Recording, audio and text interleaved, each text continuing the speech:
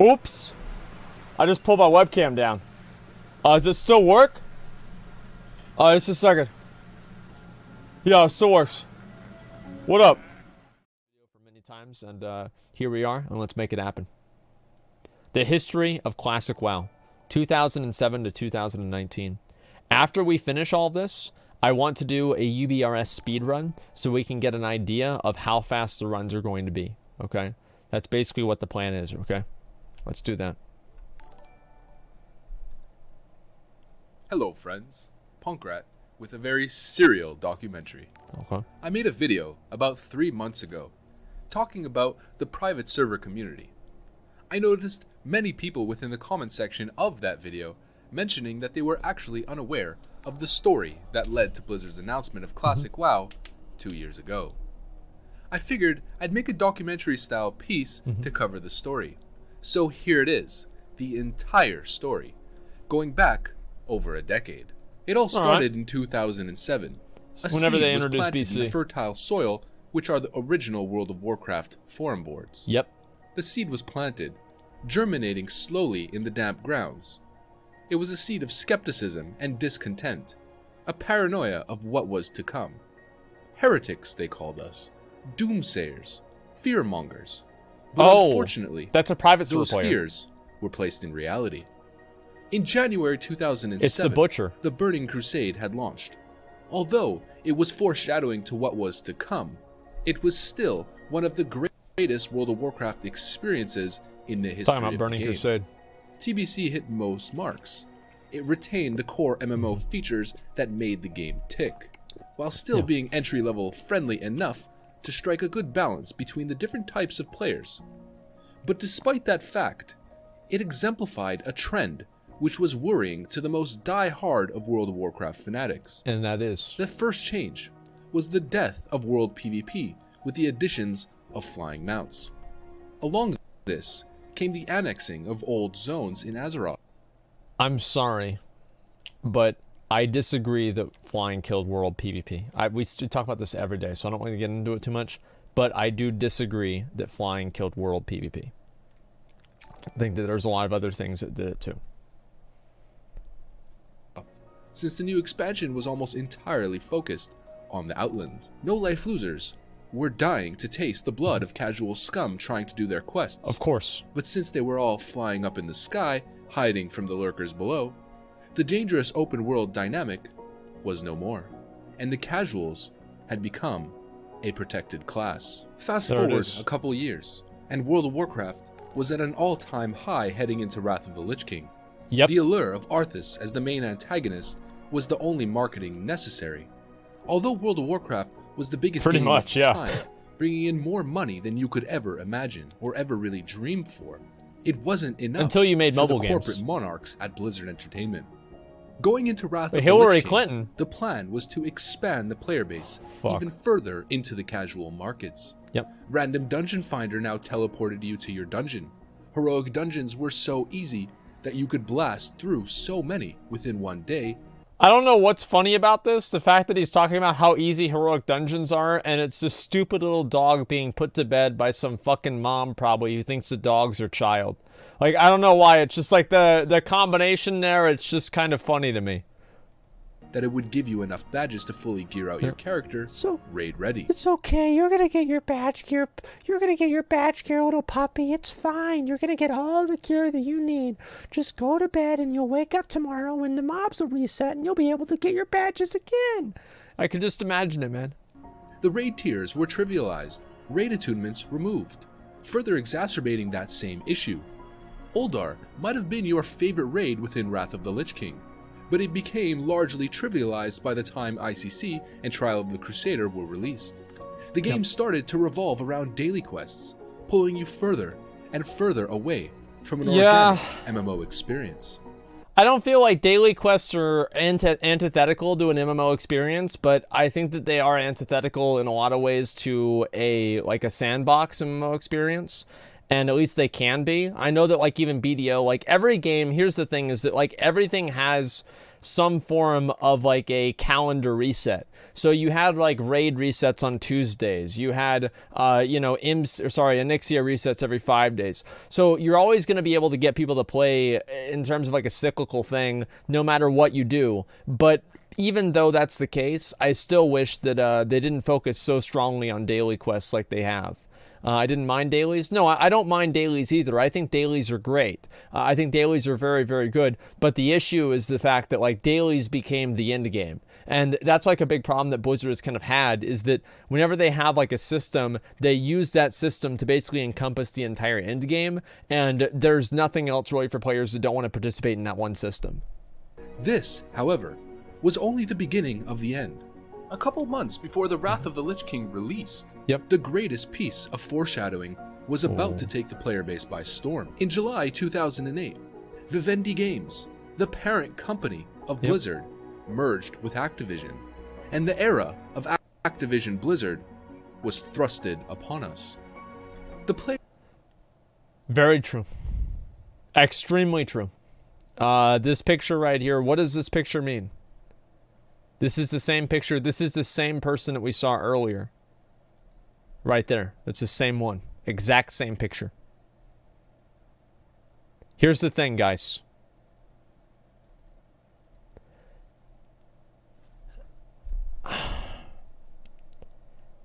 Here's the impact that I think Activision has made on the game.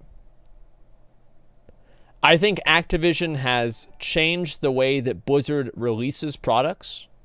And they've changed the release schedule of products, and they've set expectations for profit that Blizzard has to create player unfriendly systems and player unfriendly monetization devices in order to meet.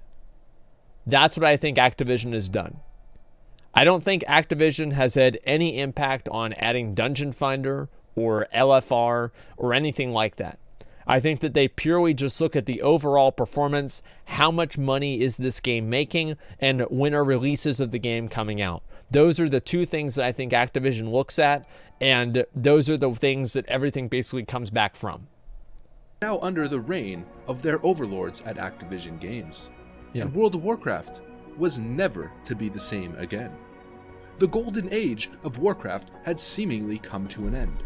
The next decade was going to be a downward spiral predicted by the oracles of the World of Warcraft forums from back in the Burning Crusade. Not the Butcher, Patchwork. And Activision Blizzard had found their new lapdog, a sinister corporate underling who corrupted everything he touched. This demon's name was Jos Alianak Brakos the Corrupt. He failed his way to the top of every single studio that he touched. He decimated Star Wars galaxies and escaped the burning ship before it all went to hell. He then brought his cursed omen to the World of Warcraft team as a lead game developer. I never played Star Wars Galaxy. I have no idea. The World of Warcraft team in Cataclysm. I like how, the funniest thing about it to me is like seeing these dudes like from like just a few years ago, and they're like younger, they're more vibrant, there's no gray hair, and you look at J. Allen Brack now, man, that dude's hair is half fucking gray. Like, he is so sick of hearing that, oh, think you do, but you don't shit. Like, it's like the president almost. I mean, he's part of the company. Like, he's fucking, like, I walked by that guy, I'm like, he's mad. I don't want to talk to him. Like, he's mad. Like, this was before they even made him the president or anything. I was just like, nah, he's mad. I don't want to do it. Because I was going to come up to him, I'll be like, so what do you think about Classic WoW, right? Just the day it came, the year it came out. I'm like, actually, no, I'm not going to do it. Which was the true beginning of the end for retail World of Warcraft. Cataclysm released with an entirely new game engine, and the old feeling of WoW had been axed. Classes redesigned, and most importantly, the entire concept of this expansion was that Deathwing had destroyed the entire world of Azeroth, and with that came a complete redesign and oversimplification of all zones and all quests, making the entire experience a linear theme park ride with little to no challenge at all. The game... I feel like the game had no challenge in Wrath leveling. Honestly, like, the fact is, like, the quests during Wrath, like, why was Vanilla WoW, like, questing hard? It's because the classes were terrible. Like, you were so much more powerful in Wrath of the Lich King as a player, as a character, than you were in Vanilla WoW. Like, you just had better talents, better optimization, everything was better. So I don't really think that it's entirely true that, you know, Cataclysm necessarily made questing, like the quests themselves, easier or simpler, because a lot of the quests in Classic WoW are actually very simple. Like, they're very simple. The reason why people think that they're hard is because they take a long time. So basically, Classic WoW, it's the difference between killing 10 Murlocs and getting 10 heads in Cataclysm and killing 10 Murlocs and getting 1 head in Vanilla. That's the difference in my mind, is they removed a lot of the tediousness of the game, which you can argue is good or bad. I think that it's bad. I think they should have kept the tediousness in the game, because I think the tediousness made people focus more on upgrading their gear because they spent so much more time in combat with mobs rather than doing quest experience. But I can see why they're doing this, right? Like, I played Black Desert Online. There were no quests in Black Desert Online. You just grinded mobs. That's it. I have no problem with that. Like, I like dungeon grinding. It's fine. You just sit there, you kill the mobs over and over and over, and you never think about it. But I also like questing too. I think it just depends on, you know, the mood that I'm in. I think that's the way a lot of people feel, honestly. Never recovered from this. Cataclysm started off strong, largely led by the cinematics and marketing campaigns that Blizzard pushes on every release. But the more people realized what was going on to their beloved game, the more people started to drop off like flies. And by the end of Cataclysm, the worst game design decision ever made was announced. The introduction of LFR, or Looking for Raid. No longer did you need to forge a community to experience endgame. No longer... Was LFR worse than LFD? I'm thinking about this. This is a genuine concern. I'm thinking about BDO so bad. LFR, I feel like LFR would have never happened if you didn't have LFD. But the truth is that, like, the dungeons and everything like that, I feel like if we had Looking for Dungeon right now and you took out LFR, the game would be okay. Like, in retail WoW, it would be okay. But if you didn't take out LFR, or sorry, you kept LFR in the game and you removed the dungeon finder, the game would still suck. So, and like, it's not like LFR being removed to make the game better entirely, but it would be a huge step forward. And I guess, yeah, I agree with that. Actually, yeah, LFR probably was... I don't know. What do you guys think? What was the biggest singular decision Blizzard has ever made in WoW that was a mistake? I feel like LFR might have actually been it. Titan Forging? I don't know. It's really hard for me to say. I think that Titan Forging is not as bad as LFR. I think that Titan Forging is really bad, but LFR is worse because it diminishes social systems in a much stronger way. Yeah, I would say that's probably it. Flying, I don't think flying is that bad, right? Flying in Azeroth is not even that bad. As I said, there is more world PvP in War Mode and Retail WoW than there is in Classic WoW. Flying has no impact. Flying, it has an impact, right? Flying is not the determining factor of world PvP. Wrong? You guys don't even play WoW. Like, come on, relax. Longer did you have to try? What? The game and its mysteries were now handed to you on a silver platter in the style of a queued automated raid simulation with LFR. As the expansions went by, these greedy attempts at expanding the player base continued unabashedly. Twinks were removed from the game. All classes became more and more homogenized, and the Fun Police meme had been born. Not to mention, an in-game shop was introduced, targeting the most mentally deficient of players with cheap impulse buy marketing tactics.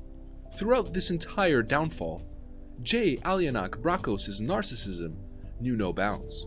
He was the leading vision of World of Warcraft from his ivory tower, designing the game entirely around his own needs and wants, not the players.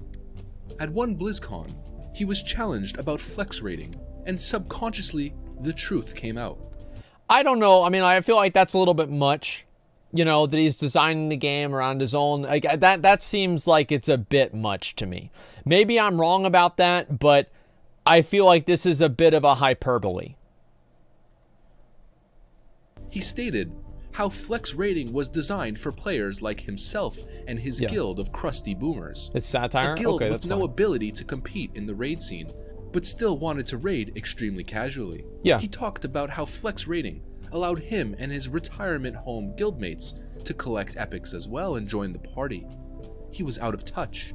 He didn't know how to connect with the audience of his product on a human level, because, in fact, he was not human. It was revealed on a 4chan board that he was actually created in the same laboratory as Mark Zuckerberg in the underground facilities of Area 51. He was synthesized in that lab by Joe Dante, the director of the movie Gremlins from 1984, which was the same year that Jalen Brack graduated from high school. Of course. Coincidence? I think not. I think not. The game we all knew had become a mere shadow of itself. It became an amalgamation. Activision had infiltrated and infected the Blizzard Entertainment offices like... Can we fucking look just for a second here about how much bullshit this poll was? Watch the knockback here. I moved out of the knockback. And I moved out of that one. Had infiltrated... And right here, I'm moving here. And infected the Blizzard Entertainment... Dude, it's been over a year. Can you get over it already? Okay, actually It's been like a year and a half, dude. It didn't even show up halfway through. Like, I had literally like a quarter of a second to react to that. Move on, dude. It's bullshit, man. Look at that face, dude. Look at that face. I knew it was about to happen, right? I was pissed. I was fucking furious. Like a virus. This pushed more and more of the core player base away. And yeah. Once games like Dota 2, League of Legends, and other mainstream alternatives hit the market, many players ditched the World of Warcraft for something fresh and new. But great. Blizzard still had that one demographic that they had spent so many years chasing in the push for extending profits for the shareholders. Yeah. The consumers who don't ask questions, but merely consume, and consume, and consume. Yep. They milked and milked and milked their target consumer until there was just no more milk left in the teat. This model was not sustainable. Once games like Fortnite came out, the dances in Fortnite were just too much for these normie consumers to resist.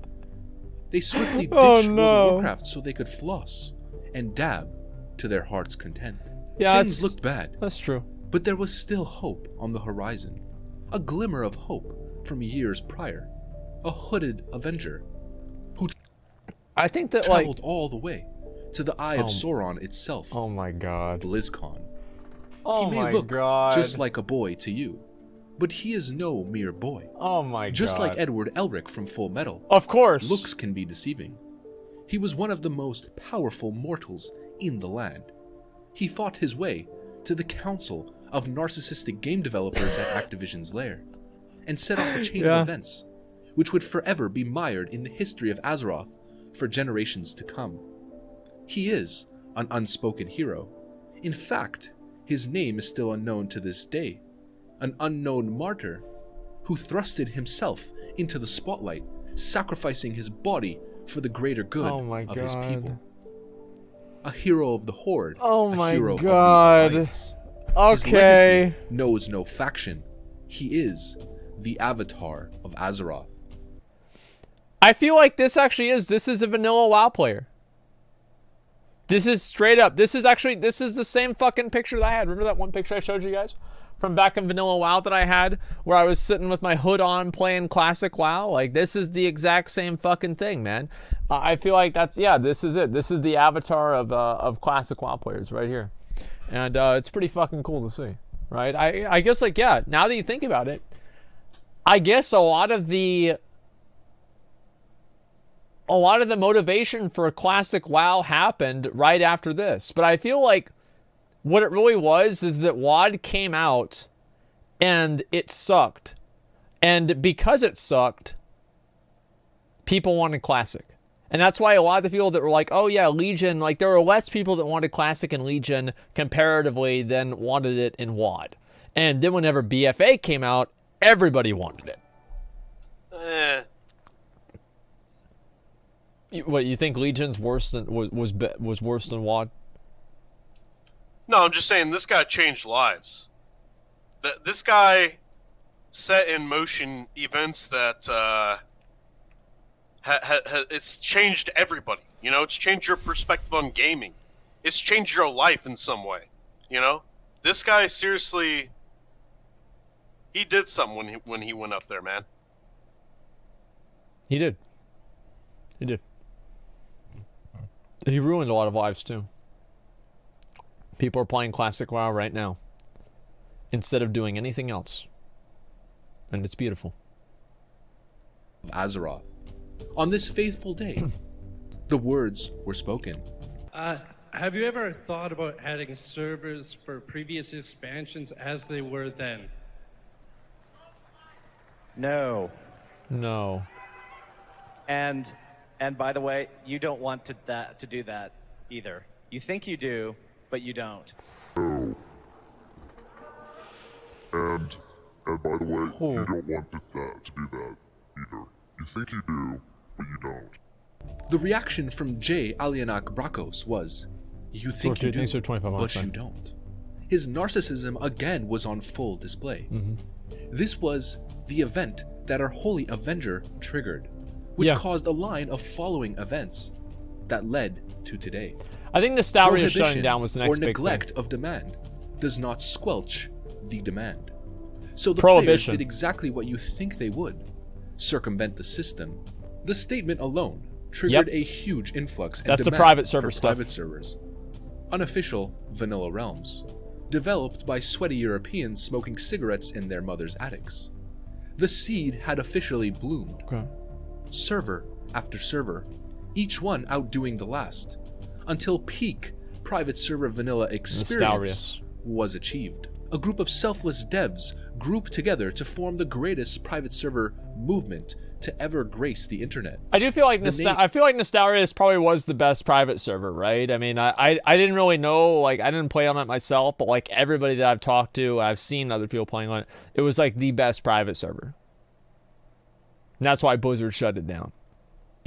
Was the least corrupt too. Progressive realms.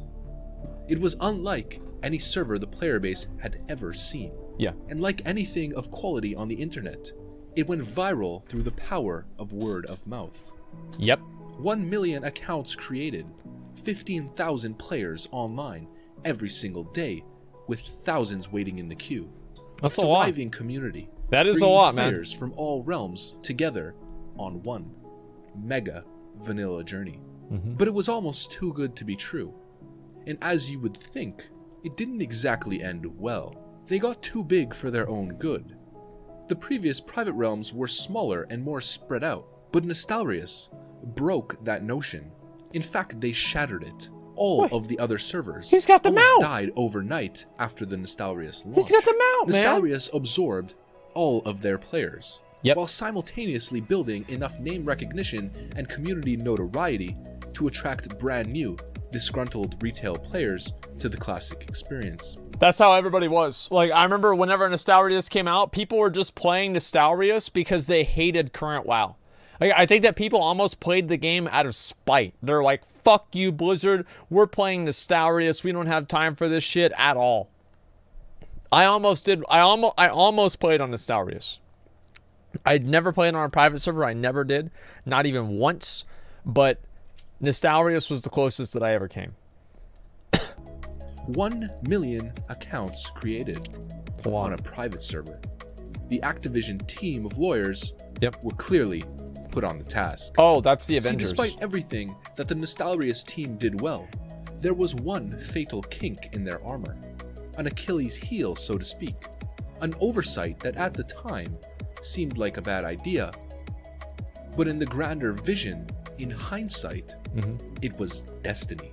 The actual server infrastructure that the Nostalrius team was hosted on was located in France.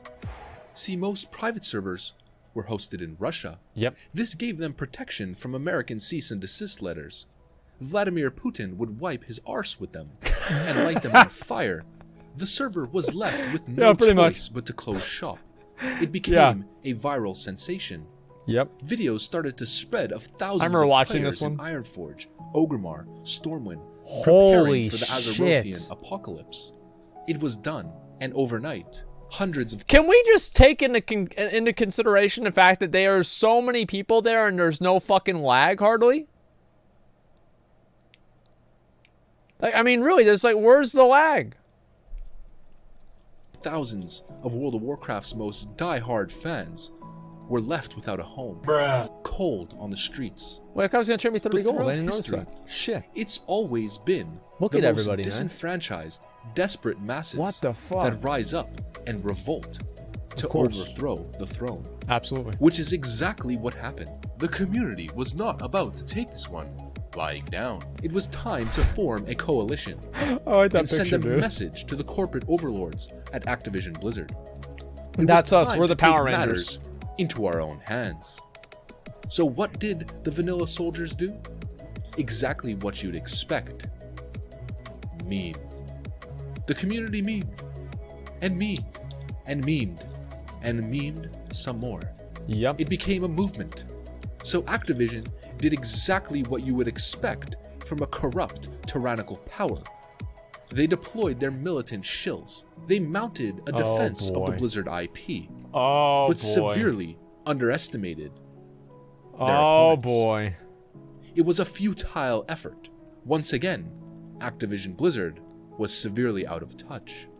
Their feeble attempt at countering the storm headed in their direction was swiftly overwhelmed. Their fortifications decimated. I still have my battle memorabilia from the clash all those years ago. I feel like people are a little bit too hard on Panzer. Like, I think people, like, they kind of forget about the fact that it's a game. Like, they make all these, like, really serious personal attacks. Like, the thing is, like, the classic WoW community, they're just so intense about everything and so, like, vitriolic about it that even somebody who's saying, yeah, I don't really like classic WoW, I don't think it'd be a good idea, this person gets, like, attacked constantly, you know? Like, this is... It's ridiculous. Like, the way that people responded to it, and even now, right? If you even say, like, retail, some things in retail are better than classic, like, people just go absolutely apeshit. Like, they're completely unreasonable. No, simp? Well, no, here's the thing, right? You call me a simp all you want, right? You call me whatever the fuck you want to call me. But that doesn't mean that I'm not going to say what the fucking truth is. You know what really being a simp is?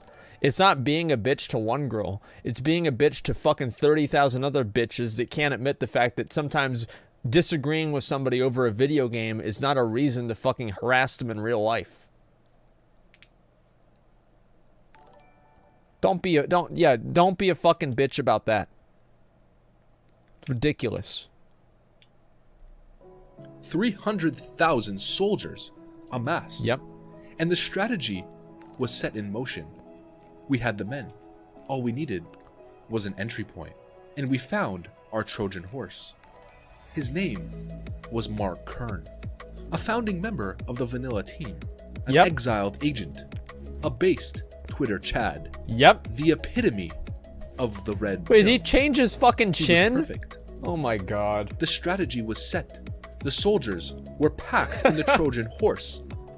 And Mark Kern Okay. gave us access. Mark Kern brought the petition straight to the top of Blizzard. Right to Mike Morheim's lair. Activision had been infiltrated, and our Trojan horse opened the door Yep. for what was to be the first steps towards a glorious victory. I remember watching this. The Nostalria's developer team That's awesome. was invited to a roundtable discussion at the Blizzard HQ. Yep. They went to work advocating for the classic experience, and we couldn't have asked for better ambassadors. So I remember Mark Kern, if I remember right, I could be wrong about this, but I remember the story was that Mark Kern was going to personally bring a list of every single person's name who wanted Classic WoW back, and he printed every single one of them out onto a sheet of paper, and he was going to deliver them personally to Blizzard Entertainment headquarters. And whenever he came over there, and he did this, right? These are all the stacks of paper.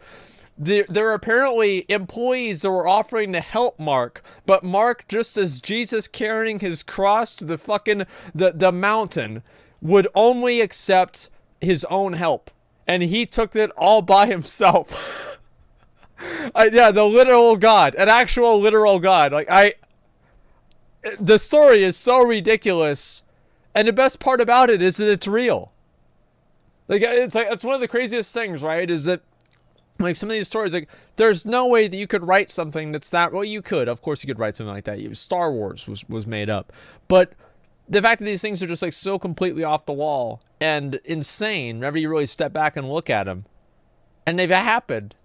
And people just accept this. This is just what happened. It's great. They gathered all the stats from the Dinosaurius days and presented the potential of Classic, explained the theory behind why vanilla was in such high demand. And lo and behold, as rumored, at the next BlizzCon, a familiar face resurfaced on the stage. The ultimate irony. I was here. The demon had seemingly been enslaved. You guys notice, like, all his fucking hair is gray now? Like, 1 year. I don't know what the fuck happened in that 1 year. But holy shit. J. Alianak Brakos entered the scene, looking subdued as ever and remorseful. It was the perfect retribution. He announced the official confirmation that Classic WoW was being developed for the player base. The tune had changed, and the universe had seemingly been restored to its rightful order. Of course. The battle had been won, but the war still rages on. Absolutely. Flash forward today, and we are on the verge of realizing the dream. We've recruited Lord Baldicus to carry our flag and merge his Asmongold army into the battle line, doubling our collective power. They say, if you can't beat him, join him after all. Okay. Lord Baldicus had become an ambassador for the Classic dream. Yeah? With Lord Baldicus at our side, the word has spread to the masses. It has. Millions have amassed behind the soldiers of Classic, forming the final frontier. The future is inevitable, and our collective power Lord Baldicus is not to be underestimated. On August 26th, the soldiers charge the gates, and J. Allen Brack will be brought to his knees, banished to another realm. It seems that the war has been won. I guess so. At least for now. So get ready, friends. Jeez. It's time to claim the spoils of war. It sure we is. fought hard for this day. And again, on August 26th, we finally return to Sanctuary, Vanilla World of Warcraft. Fuck yeah, dude. Welcome home. Yeah, dude. That was a good video. That was a really good fucking video. Lord Baldicus has accepted his role as king of incels. He now travels the world doing seminars on how to lose your virginity. It involves getting Twitch famous. Okay, Punkrat. Mark Kern's job of protecting the realm is done. Some say he's retired near a beach resort where he mainly focuses on red-pilling the masses through base tweets. Panzer was never forgiven by the community. Apparently she's streaming on Facebook or some shit. J. Allen Brakos is secretly plotting his return, constructing a plan to ruin Classic WoW so he can return to BlizzCon and say, I told you so. The Classic soldiers are bathing in the sweet waters of victory. No more sorrow. The tears are that of happiness this time. Pog Champ. The Hooded Avenger's whereabouts are still unknown to this day. Some say he's secretly McConnell Red. Thank you, McCuck.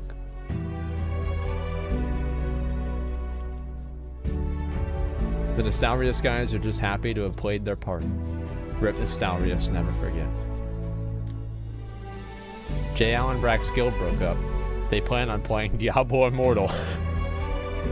Flossing still okay, dude. Vladimir Putin still doesn't give a shit. It's probably accurate. Punkrat is still in Twitch maximum security penitentiary. He's looking for the same lawyer that Olendy and Soda Poppin work with. Oh yeah, I remember this. Because he got suspended because he showed a dick on his screen. I forgot all about that. Damn, that's crazy. So, well, the thing is, like, I don't know. I feel like probably just using the example of Soda because Soda got the 24-hour for the dick thing, you know? Free Punk. Well, he's back, right? That's why we're able to watch his videos now. That was 10 out of 10. Yeah, I think that was genuinely a really good video. I liked it a lot. We'll watch one more, and then I want to go ahead and do the UBRS speedrun, and then after that, we're going to get ready and do Onyxia. That's currently what my plan is right now, okay, guys? That's what we're gonna fucking do. It was signed the whole time? Yeah, I think so. That was great. Like it. We will. Oh, actually, yeah, I am logged in now. Okay, I will get a like. There's a lot of love put into this. We owe a great debt to the sweaty Europeans smoking cigarettes in their mother's attic. That's absolutely true. All hail Lord Baldicus and the Hooded Avenger. I mean,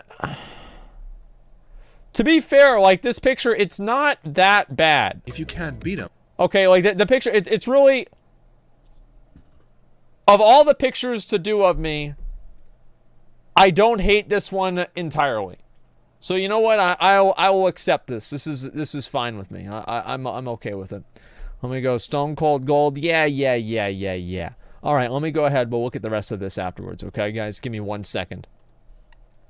All right, where the fuck is it? There it is. 5 skills to master in Classic WoW. Actually, wait. Did I watch this? Oh, actually, we'll look at this one instead. Yo guys, Punkrat with another video. So I had videos auto playing in the background on YouTube the other day.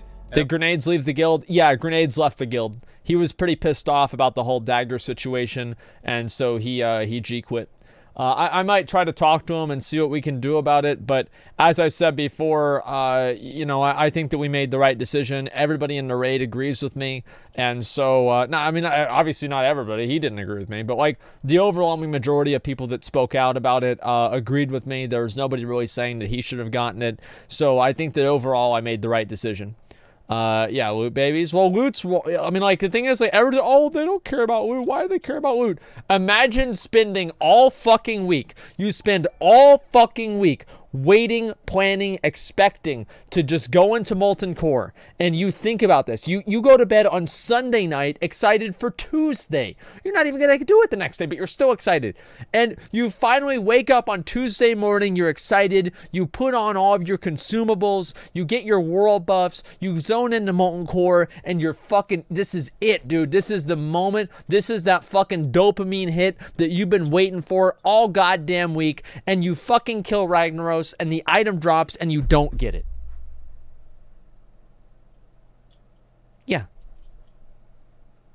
Yeah, they're fucking mad. Yeah, they're mad.